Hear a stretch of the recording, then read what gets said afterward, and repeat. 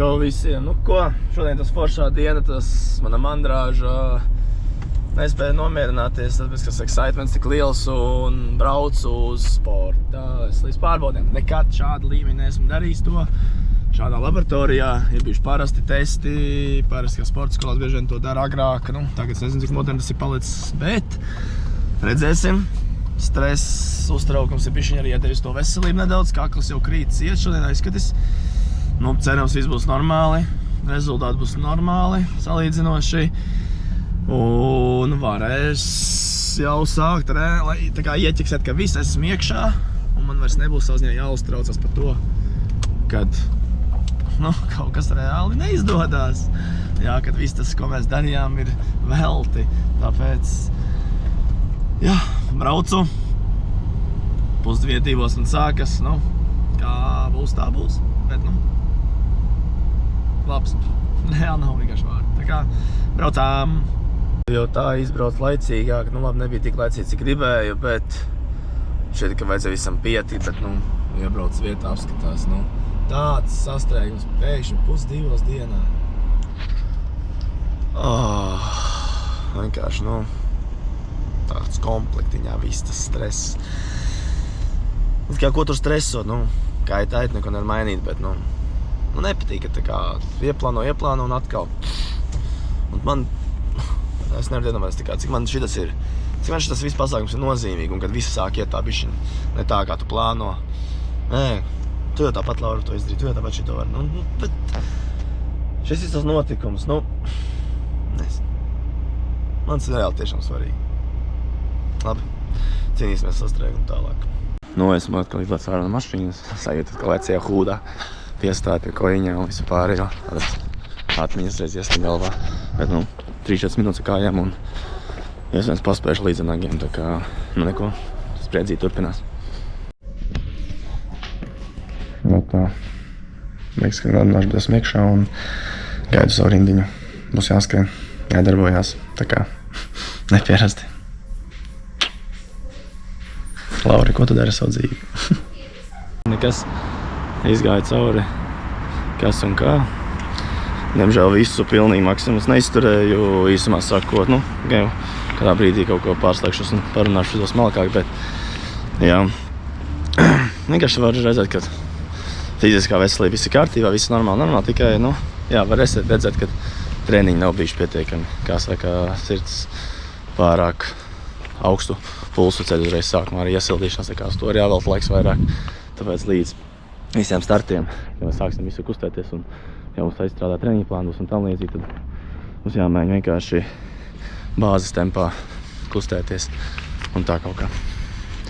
Jā, ir spēriens pa pakaļu, atzīšos, jo ko nozīmē to, ka tu netrenējies, nesporto, kaut vai, nezinu, piemēram, dinamisks pastaigs, protams, neuzsals tādu pulsu augšā, bet, nu, lēns skrējiens, ja tev fiziskās kondīcijas atļauj, nu, un tādas lietas, kaut ko darboties, kustēties un reāli, es būtu sāpēc agrāk, cik šitas ir, es varu teikt, vitāli svarīgi izdarīt, nu, es būtu to darījis regulārāk, un tas arī iedot tev tādu lietu, kā izvēles, kā, kad tu esi, nezinu, saguris, vai tev ir slikta diena, vai slikta nedēļa, vai kaut kas neiet, varbūt dzīve, vēl kaut kas, no tu vienkārši visam grib atmest roku, bet pasies tajā lapā un saproti, nu, vismaz vienu lietu es sliktāk nepadarīšu. Tas būs savu veselību, tāpēc, jā.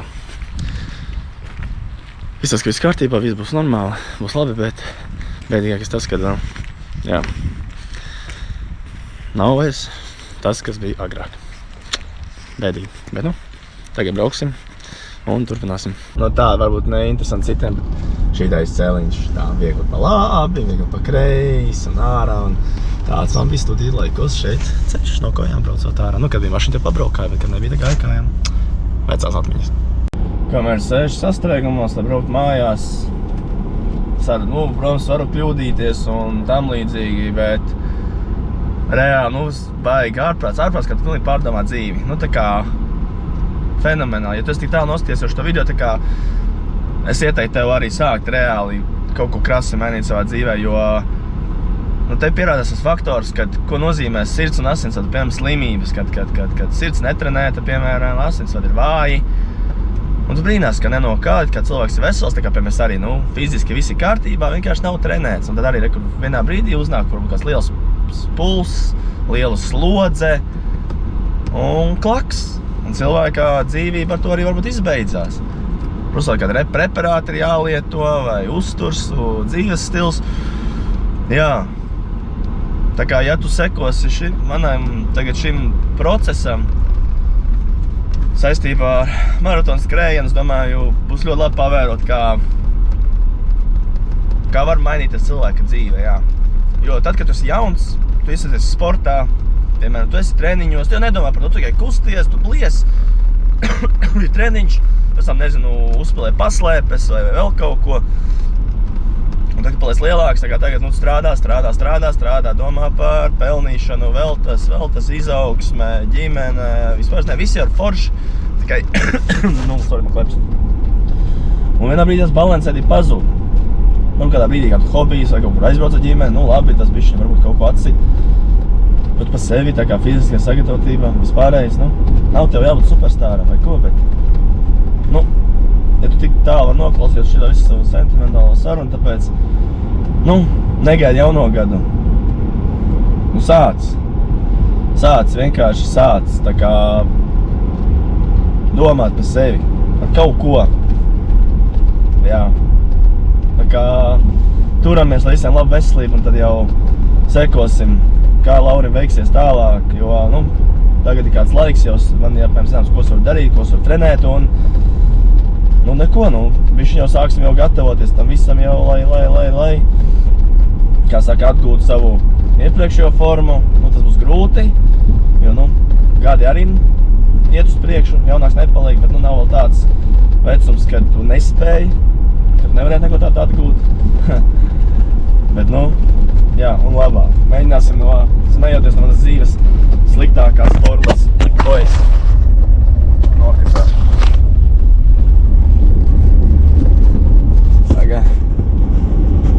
No manas dzīves sliktākās formas nokļūsim uz manas dzīves labāko formu. Fiziskā un mentālā kondīcija visur. Tāpēc pievienojies un cerams, es tev kaut ko arī varēšu palīdzēt tavā, varbūt tev ir tā kā man, tev šeit visi kārtībā, bet beigās gribas vēl kaut ko. Diemžēl nekas netiek norealizēts tik labi. Labi, aizrunājos ar ko, bet tiešām. Viss. Čau, un tiekamies nākošajā darbībās un piedzīvojumies.